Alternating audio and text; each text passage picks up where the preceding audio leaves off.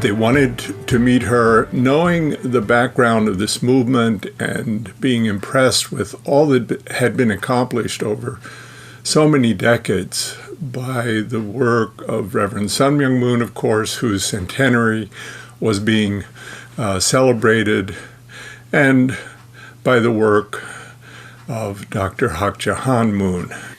Since Dr. Hak Ja-han Moon has always spoken about a world where humanity lives as one family by realizing the ideal of interdependence, mutual prosperity, and universal values, any leaders can come to participate and fully sympathize with this vision.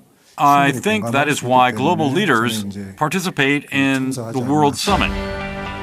The success of the World Summit was based on the relationship she has built with world leaders over a long period of time.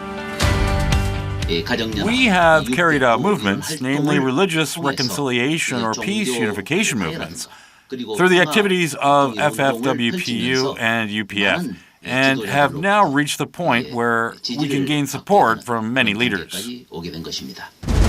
Dr. Han's interactions with heads of states officially started in 1971.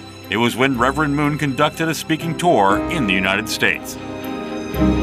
Back then, in the 1970s, the United States was in a period of chaos, undergoing the assassination of President Kennedy, the Cold War East-West divide, and the Vietnam War. The hippie culture grew wildly popular, and many youth succumbed to drug and alcohol addiction. I went to the Great Washington Monument Rally in 1976, and on that day, I heard Reverend Moon speak about America and God's will. And he said that God calls nations to destiny, to greatness, but that we have a responsibility to fulfill. The person who delivered a powerful speech calling for family values, purity, and for the resurrection and rebirth of Christianity was no other than Reverend Sun Myung Moon.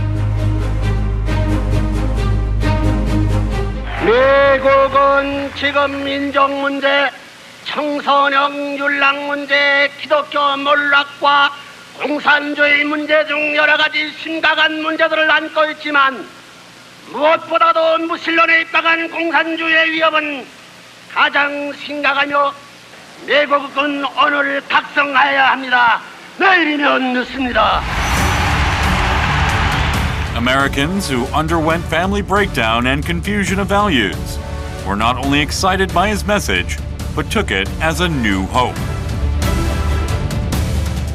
I believe that the Washington Monument Rally was a historical rally, and Reverend Moon's speech that gave great inspiration not only to me, but also to people around the world, and especially to American clergy and politicians. American political leaders also started to pay attention to his message. Reverend Moon met with President Eisenhower and President Nixon and discussed his views on the leading role of the United States in realizing world peace. He also emphasized victory over communism and took action against communism with President Reagan. He built a special relationship with President Bush as well. There's this amazing ability to bring people together from different races and different backgrounds, Republican, Democrat, liberal, conservative, black, white, Hispanic, Asian, and that's very rare today. There isn't an animosity, there isn't the vehemence and the conflict, but there's a sense of harmony.